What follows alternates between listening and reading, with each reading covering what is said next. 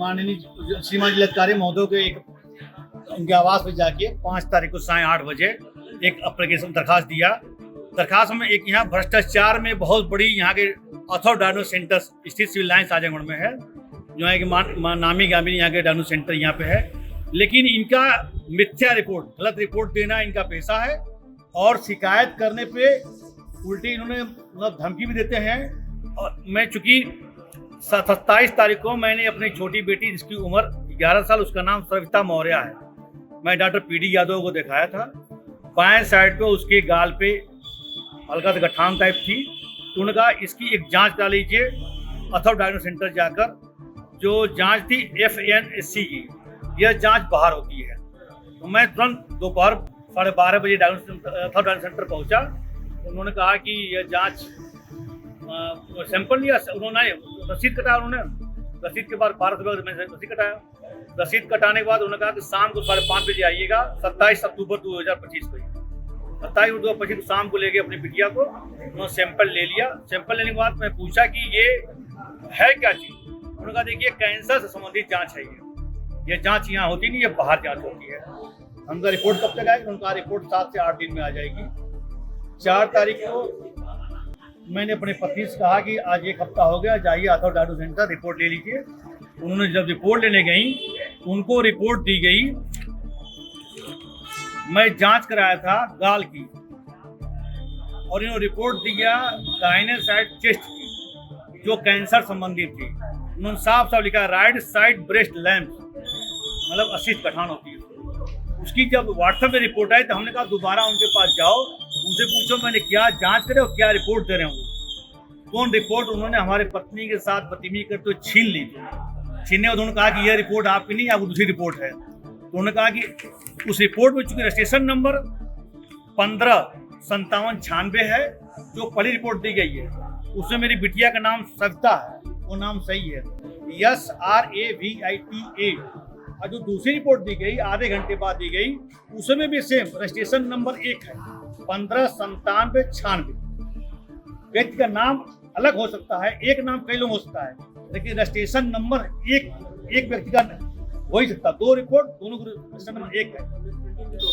Miss printing हो सकती है, मानता हूँ, लेकिन मैं जांच कराऊं गाल का, आप रिपोर्ट दो ब्रेस्ट का आप रिपोर्ट करेंगे। ये चूंकि ये मिस प्रिंटिंग है, ये कैंसर की जांच, चूंकि मैंने FNC की जांच कराई है और उसके बाद मिस प्रिंटिंग होती है तो आप कहते हैं गलत हो गई रिपोर्ट, मिस प्रिंटिंग हो गई, आप बदतमीजी कर रहे हैं, वो धमकी भी दे रहे हैं उधर से। और चूंकि ये जांच जो होती है, इनके पास ईमेल आई होगी। डीएम साहब से आप शिकायत के तो क्या बोले? मैंने उन्होंने सीधे CMO को जांच कमेटी बना के जांच के लिए लिख दिया है। कल शाम को उन्होंने कहा आप इसका वेट करिए, आपसे पूछा जाएगा। अगर कार्रवाई नहीं होती तो आप क्या आरोप लगा रहे हैं? आरोप क्या लगा रहे हैं? मैं आरोप पर पढ़ा लिखा इंसान नहीं होता, मैं नहीं जानता। ऐसे अनपढ़ आदमी रोज जाते होंगे ऐसे डायनो सेंटर में जांच करने के लिए, उनको क्या पता किसकी जांच नहीं है, उनको क्या पता अंग्रेजी क्या चीज नहीं है। वो जो जांच होगी उसी का अनुसार डॉक्टर दवा देंगे। अगर कार्रवाई नहीं होती तो आप क्या? कार्रवाई नहीं, कोर्ट जाऊंगा मैं। आरोप क्या लगा रहे हैं? आरोप लगा रहे, इन्होंने मिथ्या रिपोर्ट, गलत रिपोर्ट दिया। इन्होंने शिकायत करने पर इन्होंने धमकी दे रहा, बदतमीज बात की इन्होंने। और इतना ही नहीं, भोले भाले जनता, चूंकि इन्होंने कहा कि मारपीट भद्दी गाली तो उतारूगे, मारपीट हो जाते हैं लोग। चूंकि आए दिन लोग भ्रष्टाचार करते हैं, ये कई बार नहीं, आए दिन रिपोर्ट कर देते हैं लोग। मैं चाहता हूँ सख्त कानूनी कार्रवाई हो। मामला ये है कि एक लड़की का जो है उसको गाल में जो है कोई गांठ थी, जिसका जो है वो डायग्नोसिस सेंटर में जांच कराने हेतु गई थी।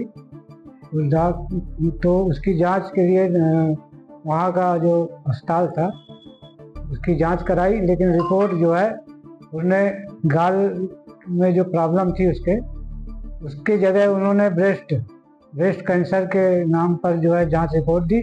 फिर दोबारा उसने वही कि यहाँ तो मेरे कोई दिक्कतें नहीं है, मेरे तो गाल में दिक्कत थी।